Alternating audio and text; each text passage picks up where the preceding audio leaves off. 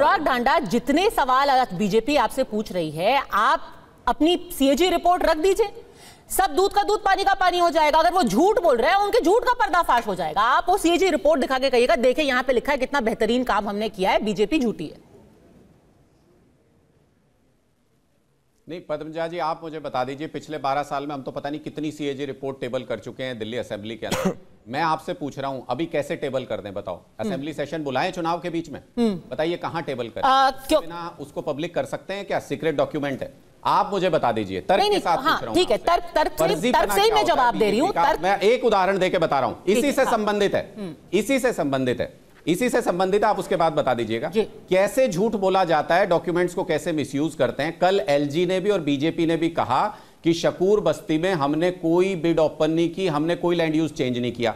ये उस ऑर्डर की कॉपी है जो एलजी साहब ने शकूर बस्ती का लैंड यूज चेंज करने की परमिशन दी। मैं आपको पढ़ के सुना देता हूं। इसमें लिखा है, after detailed deliberation the proposal for change of land use in the agenda item was approved. और ये कौन सा एजेंडा है? Request regarding change of land use 4.63 hectare railway land from transportation to residential. इसको इन्होंने लैंड यूज चेंज भी कर दिया और इसकी बिड भी कर दी, अपने बिजनेसमैन दोस्तों को सैकड़ों करोड़ रुपए में बेच रहे हैं। ये ऑन रिकॉर्ड है।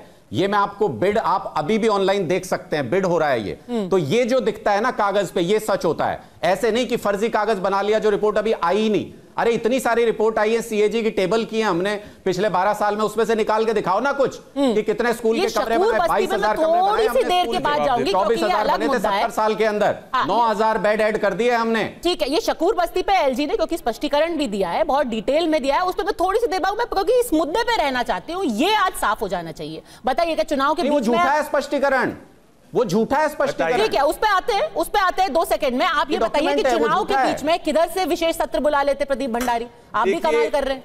7 जुलाई 2022 को जब इन्होंने सीएजी रिपोर्ट टेबल करी थी, तब हिंदुस्तान अखबार का है कि अरविंद केजरीवाल जिस सीएजी रिपोर्ट से थपथपाए रहे थे अपनी पीठ, उसी में खोली गई आम आदमी पार्टी सरकार की पोल।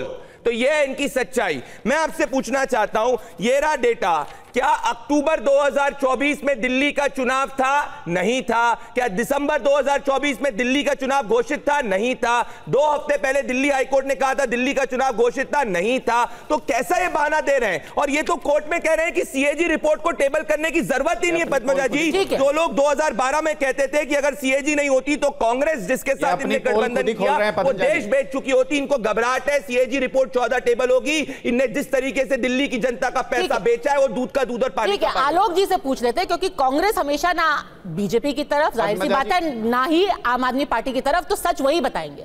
बताइए आलोक जी, किस पर भरोसा करें? क्या ये रिपोर्ट छुपाई गई या नहीं छुपाई गई? देखिए, रिपोर्ट भी छुपाई गई और सच्चाई यह है कि मीडिया भी खामोश रहता है हिंदुस्तान का, क्योंकि मीडिया को भी मसाला चाहिए और दोनों तरफ से मीडिया को एडवर्टीजमेंट मिलता है। मैंने आज से 6 महीने पहले एक प्रेस कॉन्फ्रेंस की थी जिसमें टीवी 9 के लोग भी थे और उसमें बताया गया था कि 11 रिपोर्ट्स हैं जो टेबल नहीं की गई और एलजी ने ये मुद्दा उठाया था। लेकिन दुर्भाग्य यह है कि हिंदुस्तान के मीडिया ने कभी भी नहीं उठाया।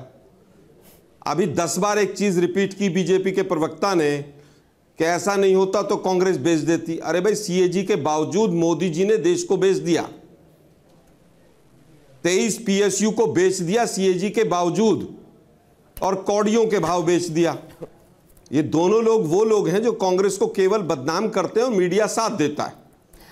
कांग्रेस के प्रवक्ता को 20 मिनट तक बोलने नहीं दिया जाता है। नहीं सर, 5 लोग दोनों के बीच में नूरा पूरा मौका देती मैं। और मैं एक छोटी सी चीज और भी जोड़ दूं, मैं फिर बता रहा हूं, आपकी प्रेस कॉन्फ्रेंस और एलजी की लिखी चिट्ठी, दोनों टीवी 9 भारतवर्ष पे रिपोर्ट हुए हैं। तो यहां तक कि आपका ये इल्जाम है, आपने बीजेपी और आम आदमी पार्टी को तो आड़े हाथों ले आई, हमें भी साथ में ले लिया, कोई बात नहीं, पर सच्चाई ये है कि इस मामले को हमने बाकायदा रिपोर्ट किया है। पर अपनी बात पूरी कीजिए। मैं फिर कहूंगा, ये प्रेस कॉन्फ्रेंस की मेरी 6 महीने पहले की प्रेस कॉन्फ्रेंस दिल्ली डीपीसीसी की फोटोग्राफ्स हैं। अगर ये टीवी 9 ने दिखाई हो तो मैं माफ़ी मांगूंगा। अगर हिम्मत हो तो 6 महीने पहले मेरी प्रेस कॉन्फ्रेंस की एक क्लिपिंग दिखाइए।